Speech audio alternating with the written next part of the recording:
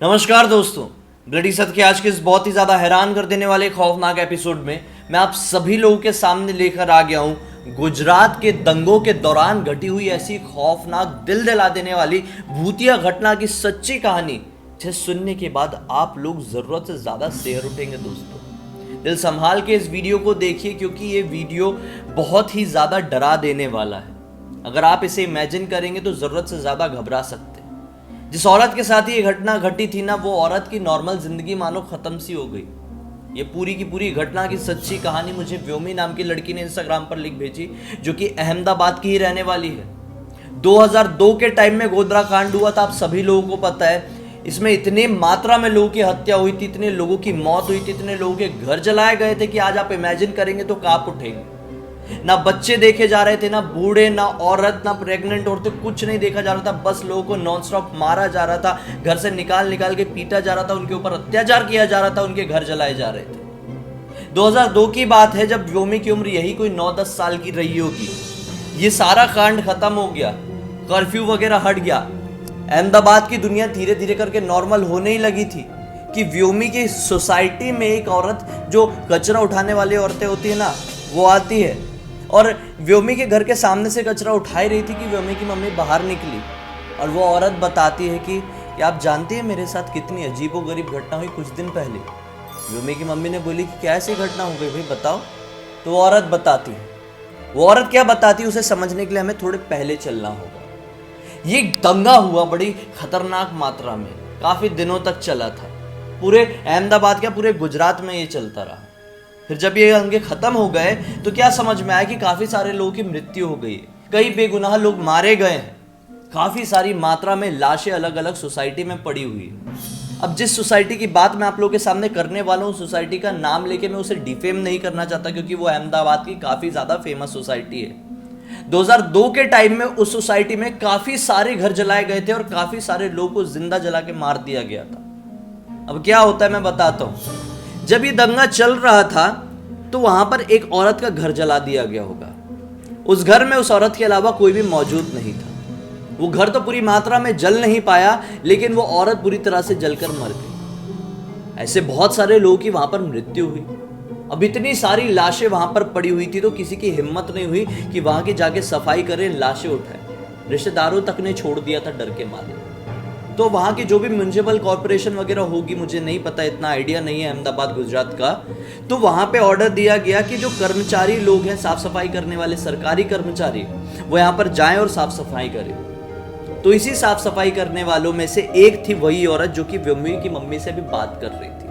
वो औरत कहती है कि मैं साफ सफाई कर ही रही थी, जैसे तैसे करके लाशों को हटाने की कोशिश कर ही रही थी कि अचानक से मेरी नज़र पड़ी एक औरत की लाश के ऊपर, वही जिसका जिक्र मैंने अभी किया, जिसका घर थोड़ा थोड़ा जला था लेकिन वो पूरी तरह से जल के मर गई थी। उसके ऊपर नज़र पड़ी तो उसने सोने के गहने पहने हुए थे। सोने के कुछ कंगन थे, सोने की चेन, सोने की बालियां और नाक का जो सोने का होता है। ये औरत देखकर लालच में आ गई, उस लाश के पास गई, उसे कंगन, चेन, जो कान के झुमके थे, नाक का था, वो सब उतारी और अपने बटुए से एक रुमाल निकाली और रुमाल में लपेट के साड़ी में खोच ली, साफ सफाई करने में लग गई और वहां से निकल गई। एक ही दिन में साफ सफाई होना तो पॉसिबल नहीं था क्योंकि भारी मात्रा में नरसंहार हुआ था।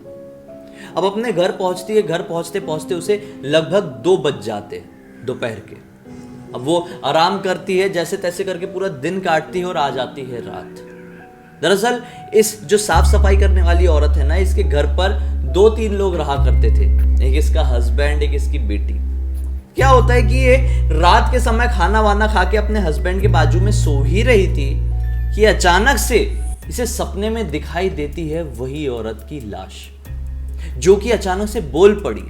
सपने में उस औरत की लाश बोल रही है, क्या बोल रही है कि तूने जो मेरा सामान ली है वो मुझे लौटा दे, नहीं तो तेरे साथ बहुत बुरा होगा। अचानक से वो लाश वहां से गायब हुई, उस स्पॉट से, सपने की बात कर रहा हूं। वो इसे घर पे आके इसके बिस्तर में आके बैठ गई और फिर से कह रही है कि तुझे समझ में नहीं आया, मुझे मेरे शौहर ने वो चीजें दिया था, मुझे बहुत रोना आ रहा है तो दे दे, नहीं तो मैं तेरे साथ कुछ गलत कर बैठूंगी। ऐसा बोल के वो रोने लगी, मानो कि उस लाश की आत्मा, उस लाश का भूत वहां पर आ गया था और वो अपने गहनों की डिमांड कर रहा था। उस साफ सफाई करने वाली औरत ने, जिसका नाम था कांता, हम इसका नाम कांता रख देते हैं, कांता ने वो सारी चीजें जो गहने थे रुमाल में बांध के अपनी अलमारी में डालकर रख दी थी। वो लाश लगातार इसके सामने सपने में रोई जा रही थी। ये घबरा कर उठती है, सोचती है कि चलो शुक्र है ये सपना ही था। इसे अभी बहुत ज्यादा प्यास लगी हुई थी। अपने अंदर बेडरूम से उठकर ये सामने की तरफ पानी पीने के लिए जाती है। जैसे ही वो पानी पीने के लिए मटका खोलती है कि अचानक से मटके के ऊपर एक रोशनदान, समझते हैं आप लोग, जहां से हवा आती जाती है, छोटी सी खिड़की रहती है, वो बना था। उसे दिखाई देता है एक जला हुआ हाथ जो कि वहां पर लटक रहा है, जिसके हाथों में कंगन, अंगूठी, सोने की, ये सब कुछ नहीं है। वो हाथ को देखकर तुरंत उसे उस लाश का जला हुआ हाथ याद आ गया। वो बहुत ज्यादा घबरा गई।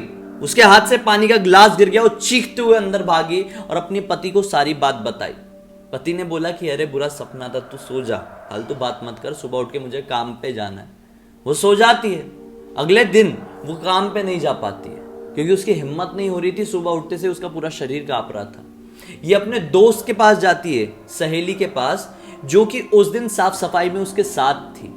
उसको सारी बात बताती है कि मैंने ऐसे ऐसे गहने निकाल ली थी, उसको रुमाल में बांध के अपने घर की अलमारी में रख दी हूं और मुझे रात में ऐसा ऐसा सपना दिखाई दिया। वो औरत भी यही कहती है कि देख ये बुरा सपना हो सकता है, तुझे सच्चाई नहीं मानना चाहिए, क्योंकि हम लोगों ने कल बहुत सारी लाशें देखकर अपने हाथों से उन लाशों को उठाए, साफ सफाई की, कितना खून था, कितनी सारी चीजें थी वहां पे बेहुदा सी। तेरे मन में वो चीजें बैठ गई होगी इसलिए ऐसा सपना आया। टेंशन मत ले, तू जाके आराम कर। वो घर जाती है, जैसे तैसे करके ये दिन भी कटता है। फिर रात का वक्त आता है। फिर रात में वही सपना, वही औरत दिखाई दे रही है। अब तो घर पे आके बैठ गई है, इसके मुंह के पास आकर रो रही है, बार बार अपने गहनों का वापस मांग रही है, कह रही कि मेरे शौहर ने मुझे दिया है, वो मुझे मार डालेगा, तू मुझे लौटा दे। ऐसे सपने आ रहे थे। वो फिर से चीख के उठती है, अपने पति को सारी बात बताती है। पति फिर कहता है कि यार सपना था, सो जा तू। इसकी पूरी रात नींद नहीं लग पाती है। जैसे तैसे करके 5 बजे के आसपास हल्की फुल्की नींद आई ही थी कि अचानक से ये कांपते हुए उठी। इसको बहुत तेज फीवर आ चुका था। फीवर के साथ साथ अचानक से इसको उल्टी करने का मन किया।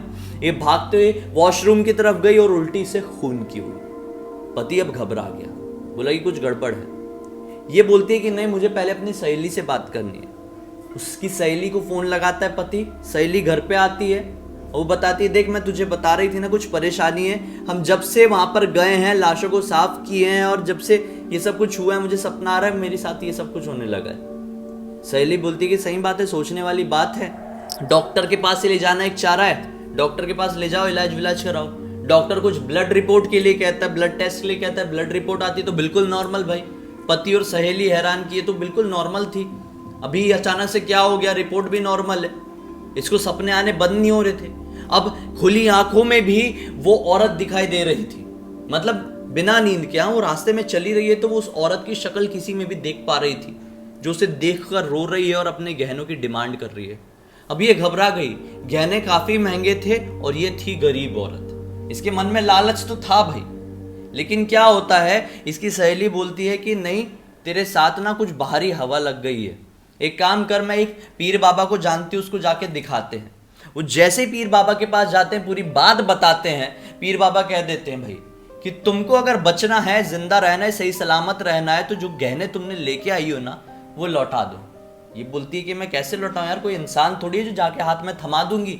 वो तो एक लाश थी, लाश है, मैंने निकाली थी और अब तक तो वो साफ भी हो गई होगी, हमारे ही साथ वाले लोग साफ कर रहे थे। तो बोलता है टेंशन मत लो, वो रुमाल को लेके जाओ जिसमें तुमने बांध के रखी हो और उसे घर के आसपास फेंक देना। ये बोलती है अच्छी बात है। एक ताबीज दिया जाता है, ताबीज पहनती है और वो पीर बाबा बोल देता है देखो जब तुम ये गहनों को वहां पे फेंक रही होगी ना, तो पलट कर मत देखना बिल्कुल भी। पलट कर देखे तो वो परेशानी, वो हवा तुम्हारे साथ वापस से जुड़ जाएगी, तुम्हारा साथ नहीं छोड़ेगी, फिर जिंदगी भर पछताते रहना, फिर कोई चारा नहीं होगा बचने का। बोलती है अच्छी बात है। अगले दिन वो जाती है, अपनी सहेली को पकड़ती, बोलती चल तू भी चल। वो दोनों उस रुमाल की पोटली को उठाते हैं, उस जगह तक पहुंचते हैं। मैंने बताया था ना उस औरत का घर पूरा जला नहीं था। उस जले हुए, आधे जले हुए घर के सामने पहुंचते हैं। साफ सफाई तो पूरी हो चुकी थी, लाश भी किसी की नहीं थी, बस जला जला ही माहौल दिख रहा था। वो कांपते हुए हाथों से रुमाल अपने साड़ी से निकालती और फेंकती है, और जैसी फेंकती है दोनों सहेलियां पलट के नॉन स्टॉप अपने घर की तरफ भागती है। बस उस दिन से लेकर आज तक, इस वाक्य को कितने साल हो गए, समझो ना, यही कोई 21 साल हो गए, नहीं 20 साल हो गए।